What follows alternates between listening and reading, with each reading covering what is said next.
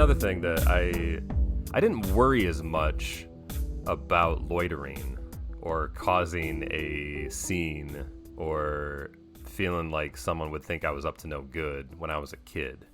But I feel that way now, which is probably a good thing, because when you're like our age, you can be accused of, what is that creep doing? Yeah. So that's always in my mind now, that I can't be that guy anymore that would just go to Meijer and hang out. But I didn't care when I was a kid, and it was probably a lot of fun when I was a kid, you know, like a teenager into my 20s. I'm right there with you, and I thought about this yesterday, in fact, because I don't have my Amazon account set up properly. So multiple people use my Amazon account to order stuff. And so there's like 6 different addresses.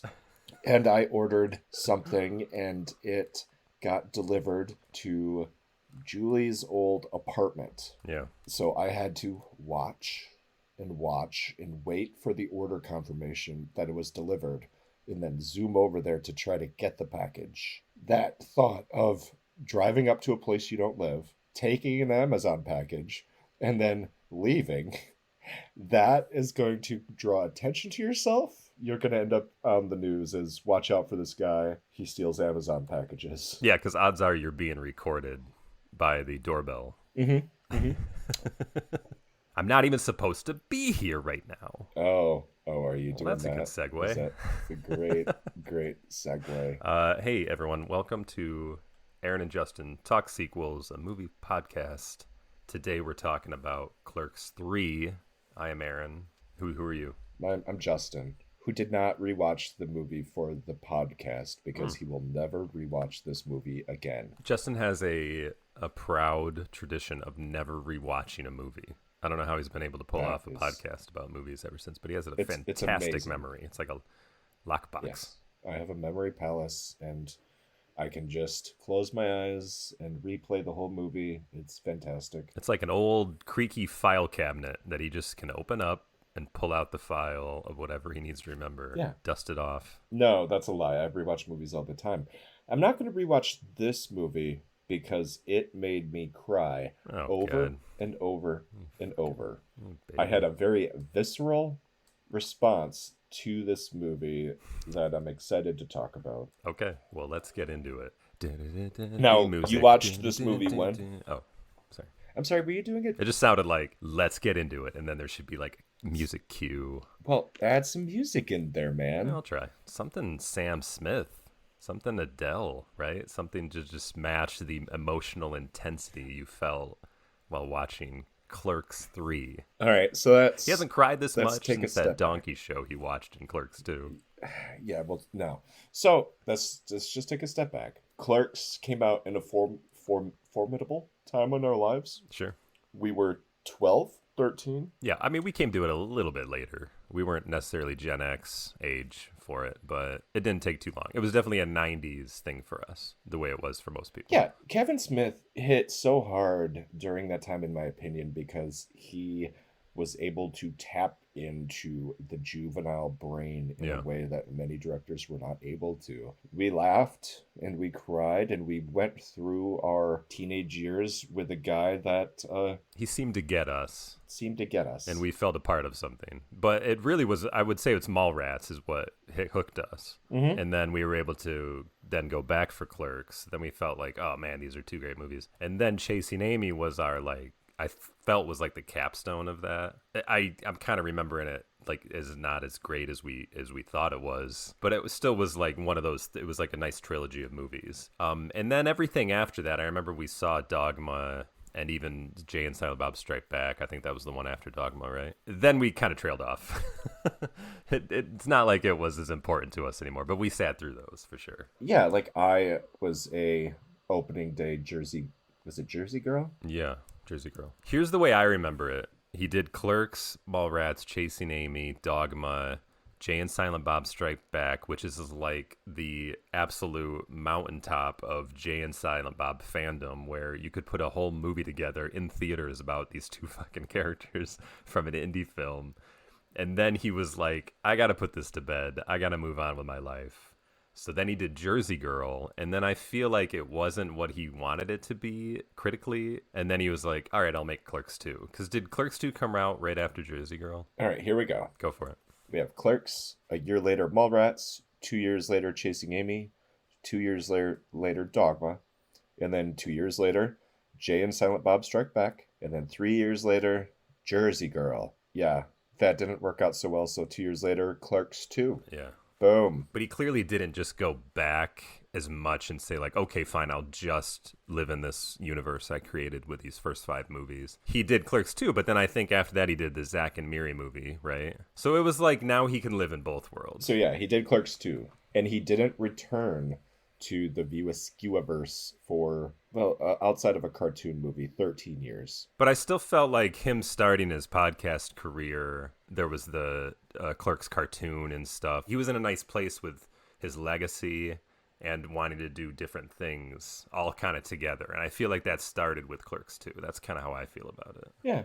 And so yeah, he makes Zack and Miri, which I love. I love that. I thought that was a well-made film. And then he made Cop Out, which is really famous. And he was like hired for, it was like basically hired hand for that. Well, like he's really famous for Bruce Willis not liking him and him being very open about it. And then he makes so I've never seen Cop Out. I haven't saw Cop Out either. But I've seen all the others up until now. And then he made Red State, which I saw, and that was another big departure for him. Could have been made by anybody who just made a horror movie. Yeah, he does this horror thing. And then he made Tusk, another movie that I haven't seen, but I really don't like body horror, and that's why I haven't seen it. I appreciated Red State for what it was, but I didn't want to see Tusk either because it just seemed bizarre. And then he made the spin-off to Tusk, Yoga Hosers. From what I understand and what I have seen, is probably the worst thing he's ever done. Really? I own it, and I haven't watched it. No, it seems obnoxiously bad. Starring his daughter,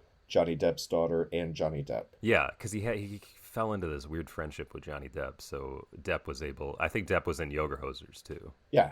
Or he was in Tusk. And then he reboots Jay and Silent Bob. Oh, no, you were talking about Yoga Hosers. No, I think he was in Tusk as well. And then it's the same character in Yoga Hosers too. That's Johnny Depp. What the fuck is Kilroy Was Here? I don't know. An anthology film directed by Kevin Smith and written by Smith and some other guy. And then Clerks 3, and then he's got Moose Jaws coming out, and I think that has to do with Yoga Hosers. So anyway, the reason I talk about his filmography is because he had a high point, and he is nowhere near that high point. And the popular thing about Clerks 3 was the conversation was Lionsgate went to him and was like, you know, your movies do so well with DVD sales and online sales that we always make a profit on you.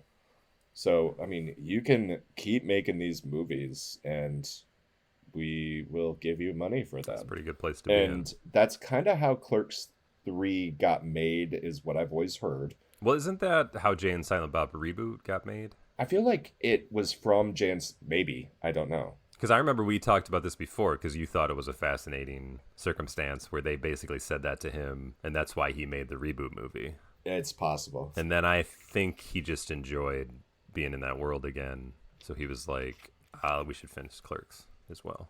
Because I believe this movie got a very limited theatrical release. And it doesn't say how long it was in theaters or how many theaters, but I don't think this movie was super, super wide. Yeah. And it only made about $4 million of its $7 million budget. But again, they're probably going to make it all back on digital if they haven't already. Well, Justin and I went to Livonia, Michigan, the Astronomicon, which was a pop culture convention, comics, Star Wars, what have you, for a panel specifically to see Kevin Smith and the Clerks panel. And Kevin Smith, of course, didn't make it. I guess it was because of weather. But I also feel like it could have just been a bait and switch. You know what I mean? Where they put his name on Jason there. Lee also was not able to come. So we saw the Clerks panel with the remainders of the people, which Jason Lee wasn't in that movie, but he was in Clerks too. So, I guess he could have joined it. I want to support your conspiracy theory real quick, though. Sure. We had Harley Quinn Smith there, and we had Jason Mewes there. Mm-hmm. These two people know Kevin Smith pretty well. Were they not in his vicinity when they flew to Michigan? His daughter? Yeah. Isn't that weird? His daughter? was there, but he couldn't make it. Because she's not that old, I don't think, either. She's like maybe Well, I don't 20, think so, right? yeah. So I just think she still lives in the vicinity of him. Yeah, that's what I'm thinking. I think she's hanging out with Dad. But he's a busy guy. Yeah. Here's my thing. I'm not saying that there was no way he was ever going to come, and then they said he was anyways to try to drum up ticket sales. I just think that he is such a big name like that is such a 10% chance that he would show up that he agrees to be like, if I can make it, I'll be there. And then they use him to sell tickets anyway, but there's only a 10% chance he would have showed up. That's what I think it is. I don't think it was a lie, but I do think that it would be a rarity if he actually did make it. But you totally know Brian O'Halloran, Jeff Anderson, Trevor Fehrman, is that how you say his name? Yeah. They hopped on a plane and coach on Thursday. They were in Detroit by Friday. They've been drinking and hanging out, and that's just what they do. And it is a lucrative business to show up to these conventions because people pay in cash for your photo and autograph, and your plane ticket, I don't know, a couple $100 probably from wherever you're going. It's not like it's a lot of money to fly into Detroit. You probably walk away with a couple $1,000s, if not more. I don't know. Oh, I would say after 3 days, they made bank. Like 10 grand. I could see that easily. Yeah. This world didn't exist. I just felt like the super fandom started coming around the millennium, right? Maybe with the prequels. By the late 90s, it was there. Yes. I mean, hell, it was commented on in Chasing Amy. Yeah, true. Okay. So, because conventions have been around since like maybe the late 70s, but just the idea of making a salary, basically, off of going to this, off of stuff you did in the past, like that's maybe only happened in the last like 20, 25 years. So they know that people love Clerks, and Brian O'Halloran, he may not be able to be anybody that anybody wants to see forever. So they're well aware that they got to get in and get it now. And hey, we got a Clerks 3 movie now coming out. Hell, perfect. Like they'll keep me alive a little longer for me to go and make money just by appearing with people. It's just a crazy world. But they're not stupid anymore about it, and they know that if they want to make money, they got to make it now. So anyway, yeah, to your point, they got to show up. But Kevin Smith's not that guy. Like he's got money coming in from everywhere, and he's got bigger things to do. So he might throw you a bone and show up to be nice. But if not, it's expected. And I have to say, like, watching that panel, it really was... I loved it. I've always felt a deep connection with Dante. So seeing Brian O'Halloran in real life was great. Seeing Jeff Anderson in real life was great. And it's fun because they actually sound like themselves. Like, these guys are actors, but are they classically trained actors? Not necessarily. There always been actors that I don't think mostly it's a play question themselves. That they're good actors. I know, but like... So when you see them in real life, it's actually like seeing the characters just because they're very thin. And look, Clerks is not a good franchise in any stretch of the imagination, but it's a great it's a bunch of good people that enjoy what they do and genuinely love doing it. And I think that there's no argument about that these are just people that they know you love it and they love to do it. And that's cool. And that's why I liked seeing the panel as well. But they know they're not making high art. All right. I want to do a quick recap in terms of... Why would I hear you do it since you haven't even watched the goddamn thing in quite a while? Well, no. A quick recap of Clerks and Clerks 2. Oh, God. And we've talked about it in previous episodes. We can't talk Clerks about 2. those Go two. listen Let's to just it. go to 3. Because you know what? 3 kind of covers those two anyways. No, I want to talk about the emotional arc, damn it. Okay, fine. Go. For me. Go for it. To explain why I was so deeply impacted by this movie. So Clerks, we've talked about it. It's the story of a generation of youths that no longer had an easy job out of high school, and they ended up spending all their time as clerks, and it was about trying to figure out what the hell you're doing with your life. Yeah, and I believe my point was that it's because we didn't have a war that was worth fight. We didn't have a necessary war, as they say, worth fighting. And that's what defines a lot of the generations of the past, is that they had to pull together and actually do something with their life. But we don't really have that. Nobody was really fighting the Iraq War necessarily in the early 90s. And we had the manufacturing breakdown that started in the early 80s that continued to then. That was another point I remember. And so it was just a generation that just didn't know what to do with itself. And then we had Clerks 2. And now, when did Clerks 2 come out? What was it, 2009, 2006? Because I think there was definitely a longer gap between 2 and 3 than there was between Clerks and Clerks 2, but it felt about the same gap to me. But then when I was seeing the footage from Clerks 2 that was included in Clerks 3, I was like, holy shit, it has been a long time, because Dante is looking super old now. Between Clerks and Clerks 2, it was 12 years. Between Clerks 2 and Clerks 3, it was 16 years. Yeah, okay. So not a huge amount of time, but definitely enough for him to be like an older man now. I mean, yeah, it was essentially 28 years later. So, Clerks 2, we still have the characters being clerks and kind of wasting their time. And this is the movie where the guy figured out what he wanted to do, asserted his place in the world, got the girl that he loved, bought a business. He had his place in the world. He was going to be a success, and it was awesome. And that's Dante, and Randall was along for the ride because he was the person that initiated Dante to finally make some fucking decisions in his life. It was a really great story, and it made you feel like you could do anything and throw in a donkey show for fun.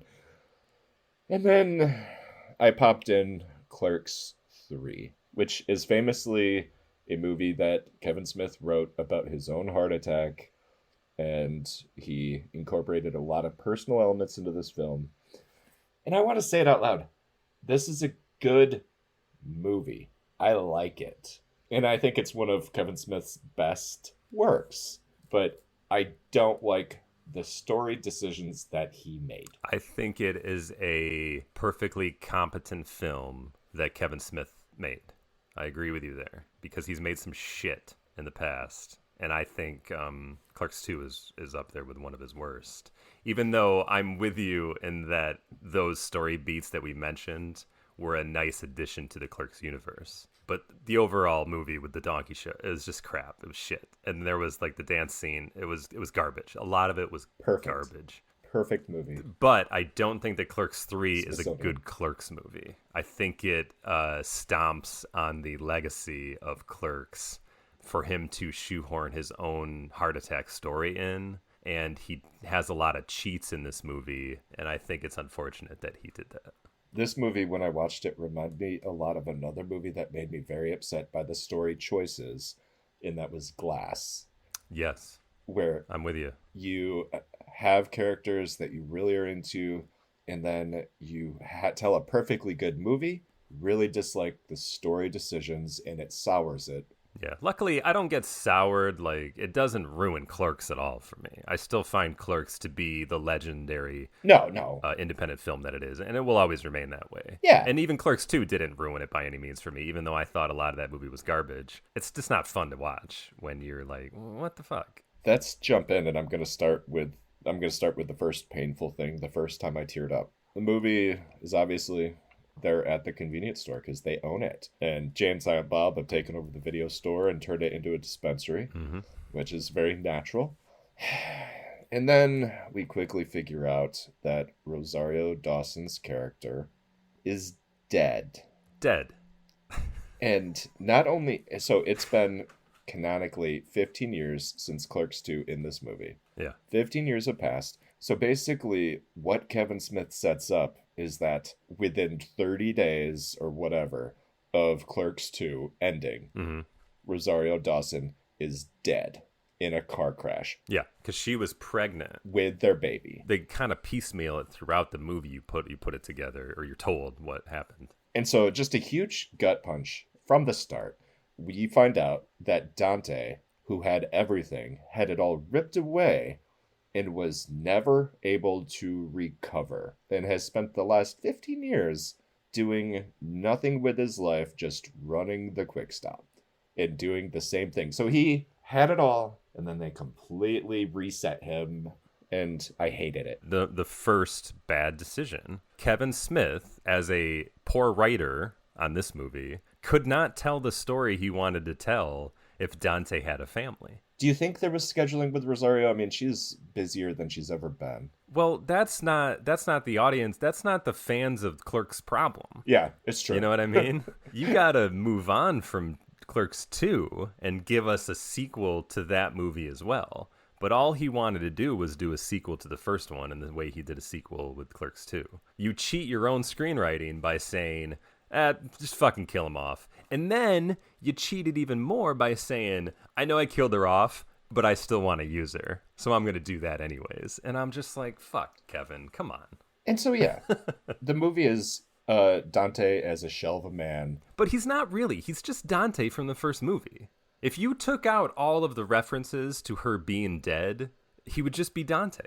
Like, he's not anything less than what he was in the first movie. Only when it matters to the plot that he's upset about the wife do they bring her in and have him freak out. I see it as him being a shell of a man because we have all the evidence in front of us. We know that he has reached his peak and that it was ripped away, and this is what we have left. But his peak was owning the Quick Stop as a attendant. Like, that was it. So it's not like he's doing anything else. He just would go home and have a family, but now he doesn't do that. So what do we see him as? We just see him as Dante from the first movie. Empty and meaningless. Anyway, when Dante hooks up with his ex-girlfriend in the car, like, it felt so sad to me. I just felt it as like two 50-year-olds that were unattached. But it was her idea. If he had like begged for it, then it would have been sad. I need to not be alone. I mean, that was the other thing, is that obviously Kevin Smith wanted to end Clerks, although he's always left this little thing where he could always make more Jay and Silent Bob stuff or pull out any character he wanted from Clerks and make another movie, even if it's not called Clerks. So another thing is just to have a family reunion. So he just brought in all the character actors from the first movie to reappear basically as who they were in the first movie. So that was another excuse for him to do this. Yeah. But I do think that the heart attack that Kevin Smith really had put him in this stage of life where he was just like, what have I done with my life? What am I doing with my life? I need to take life seriously.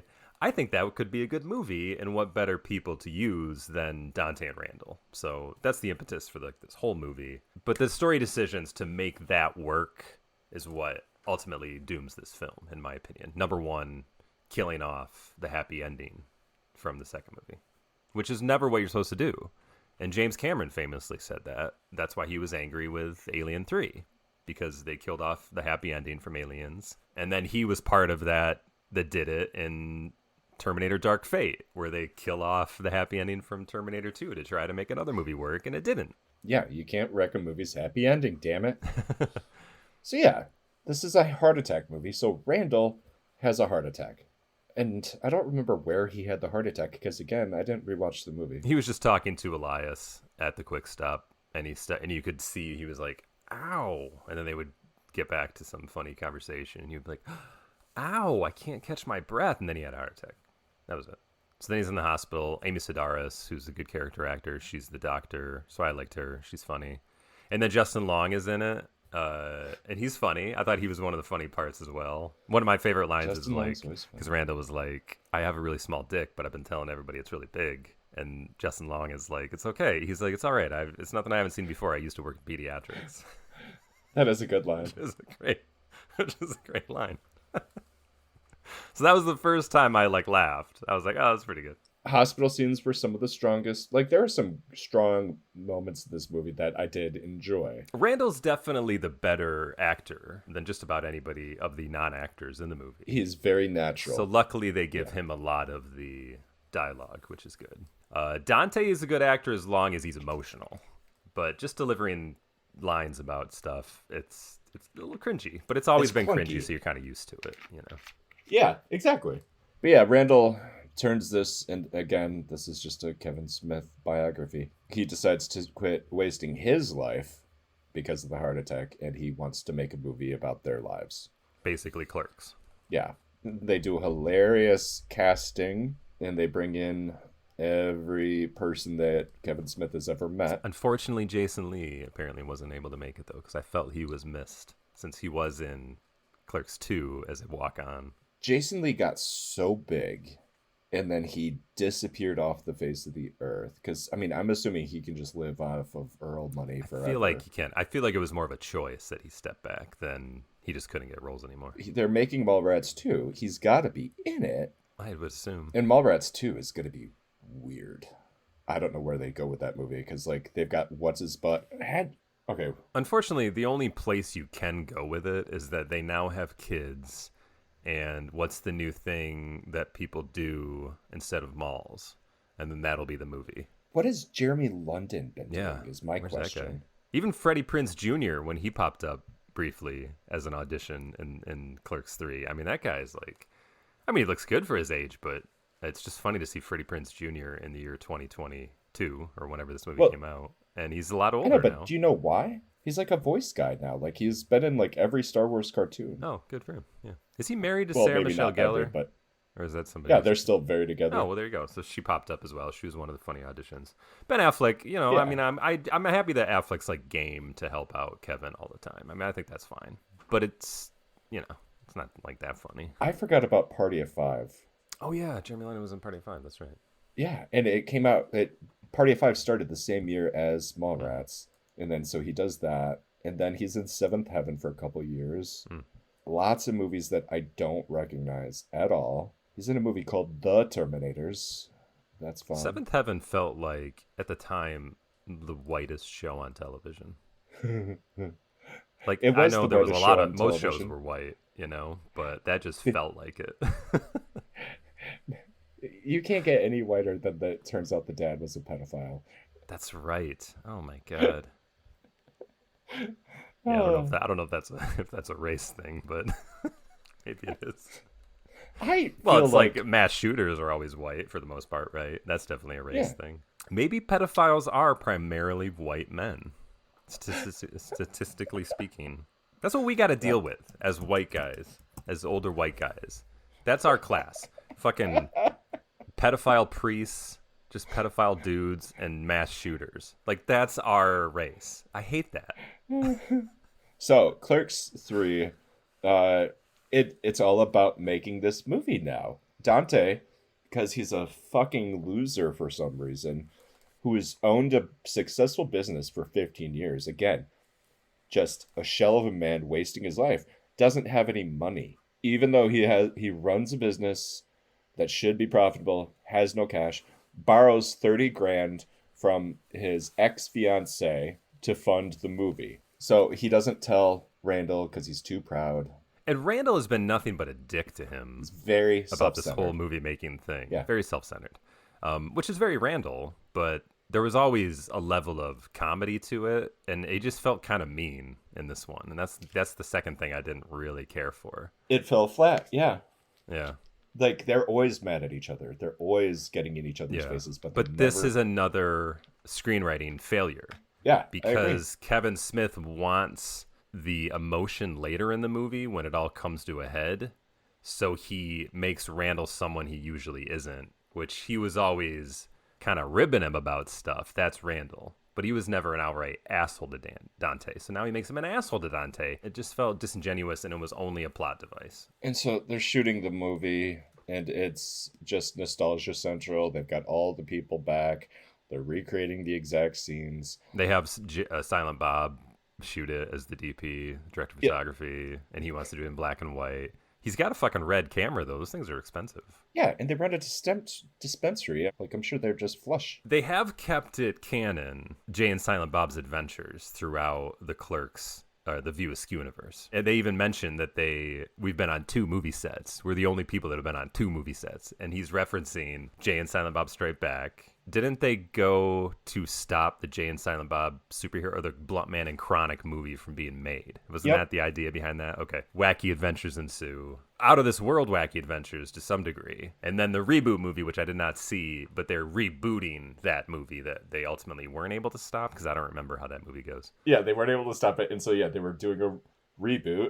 And so they go back to Hollywood to stop that. So they've made money by being the characters that Blunt Man and Chronic is made on. No, because the whole thing was they signed away their rights for like a cheeseburger or something in Chasing Amy. Like, I forget what the story was. I just know that in Clerks 2, when there was their big emotional scene, Randall and Dante in the jail, Yeah. that's when Jay and Silent Bob were like, hey, we got a ton of money. Yeah. I thought it was because of the hijinks in Strikes Back. It probably is. I just don't remember how. They're like stereotypical stoners, so even though they have millions of dollars or whatever, they were like, we just want to rebuild a quick stop. We'll let you live your dream again, but we just want to hang out outside. But then they end up starting a weed business. But that was a funny thing, is that Jay still treats it like it's illegal. So he's always doing transactions outside the building, which I thought was kind of funny. Yes, that part was funny. Yeah, they don't give them the money because maybe now they don't have any anymore. So we are up to the point where they're clashing, and it all comes to a head. They get into a fight in the store. And it's really because Dante's angry at how self-centered Randall's being. Yeah. And he's been dealing with his own trauma because he sees Rosario Dawson every once in a while. Oh, no, sorry. This all came to a head because Randall recreated the donkey show. Oh, that's right. And he didn't want to go back into movies. Dante didn't want anything to do with that because it was too painful. And thank God we don't have to see a recreation of the donkey show. Clerks 2 famously ends with no donkeys were molested during the filming of this production. Okay, well, maybe that's legally all they had to do. I made that up. I don't know what it says. So yeah, comes to a head. Dante and Randall fight. Dante is so upset that he has a heart attack. Mm. And once again, I cried here. And I cried here because I knew the screenwriting was thin enough where they're not going to have two people survive a heart attack. I got ruined at that panel. Right. Because they started talking about how Dante died. So I was like, oh, okay, well, now he's dead. All right. So I don't know. I don't know if it would have been as emotional to me. Dude, I don't know why. Oh, God, this movie hit me so hard. And it was just too clear to me, the strings that Kevin Smith was pulling, and it wasn't done well. So it wasn't getting me the way that Pixar does. I love Clerks 2 so much just because of the happy ending, and you can take a hold of your life and accomplish your dreams. Yeah, even if it's simple in their way. I liked that message. If you took Clerks 2 out and it was just Clerks 1 and Clerks 3, I'm fine with these decisions and I'm not emotional. It's just the added emotion of Clerks 2 that resonated when they pulled it all away. Yeah. So Dante has a heart attack. Yeah. Randall's heart attack was he was kind of awake the whole time. Dante is more serious, but Randall's able to show him the completed film. And that's when he realizes what a selfish asshole he became. He realizes yet again how important Dante is to his life. He ends up showing in the movie. And I did think this was cool when the movie he showed him was Clerks. Like, they were shooting it, playing themselves, so it would have been them in the year 2022. But what we see is the first Clerks movie where they're young, and I thought that was a nice touch. And then Dante peacefully passes away. Dante dies. Yeah. This movie is too fucking tragic for a Clerks movie. Yeah, so for me, him dying was the culmination of this man had everything he wanted 15 years ago. He never got his life back. He lived as a shell of himself for 15 years, and then he just dies, never achieving what he wanted to. And it's just the worst for me. It ties, and again, Kevin Smith is good at tying into a certain age group mindset in Clerks. He tied into our teenage years. Now that I'm 40, he tied into every insecurity I feel about life now. Ever since I've been a dad, I've been worried about dying. And yeah. I mean, that's true. I mean, I guess as far as like if your fans age and you want to stay current with them, but that is a disservice to the cinematic universe that is Clerks. Yes. To make it that personal. Yeah, I disagree with a lot of the decisions you made. So then, Randall and Elijah, right? Is that his name? We didn't talk about Elias at all. Elias, yeah. Elias, when Randall has a heart attack, thinks it's his fault, forsakes God, decides to become a Satanist, and sells NFTs with his friend Blockchain. They don't really work as well as he did. It's just a running gag. That's all. So he shows great up in Clerks different. too. I liked him a lot. Yes, he was a good character in Clerks too. But he's grown up into something different. He was just used, like, anytime they showed him, he had a different Satanist kind of crazy costume on, and you chuckled a little bit. But yeah, it was just a gag. And then he's just kind of set up as the new Dante, I guess. The movie ends with Dante's ex coming to collect the 30 grand from Randall, and Elias shows up.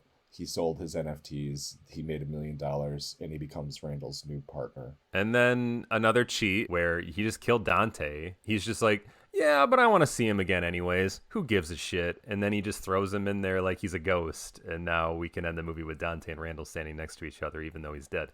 Come on. Okay, another thing that bugged me, and I was reading it in Wikipedia, and I don't know if it's true. Meanwhile, Jay's daughter Millie inspects the expiration dates on the store's supply of oat milk. So, like, they're bringing in their kids to be stuck in this endless loop of middling success. And that's Clerks 3. So did you listen to the credits? Did you hear Kevin Smith talking during the credits? I did not, but it's in the Wikipedia. What did he say? Because he's a podcaster, that's his other thing. So it's like he can't help it but be like, well, I want to talk over the credits. So he just he just basically says thanks to the fans for following him this long and what it meant to him to make the movie. And then he says there was supposed to be a narration over that ending shot.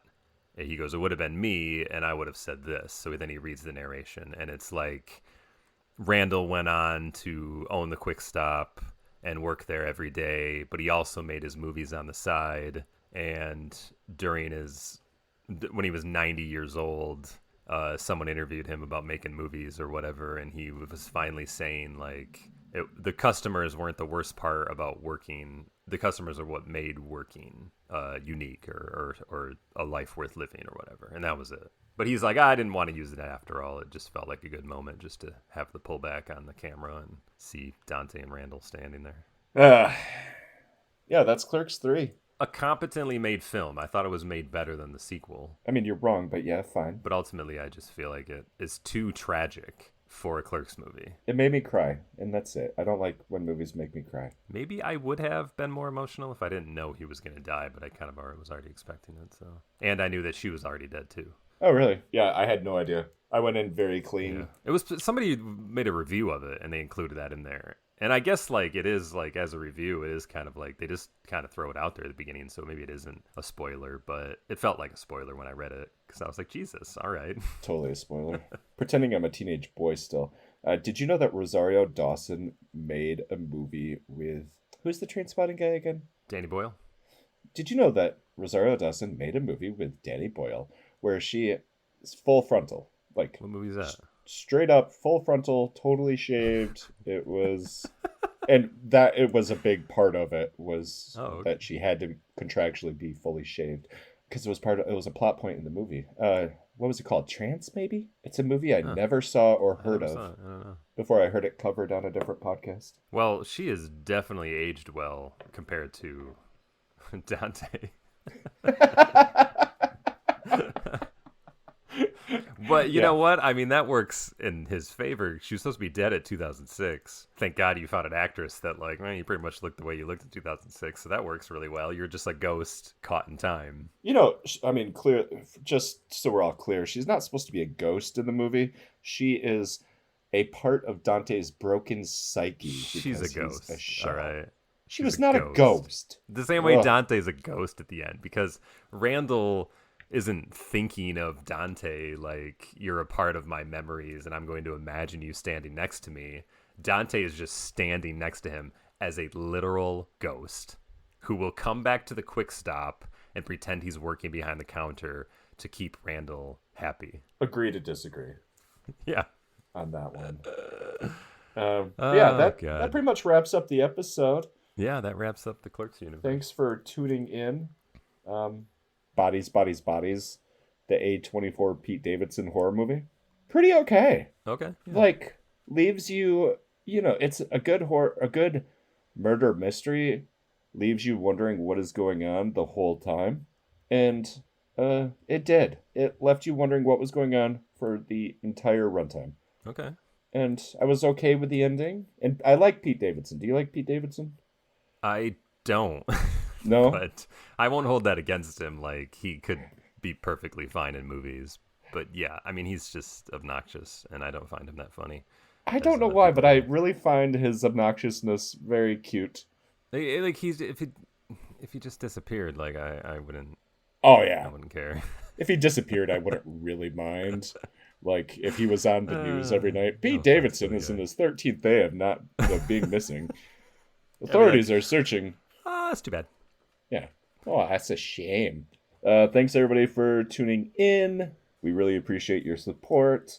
As always, find us on social media.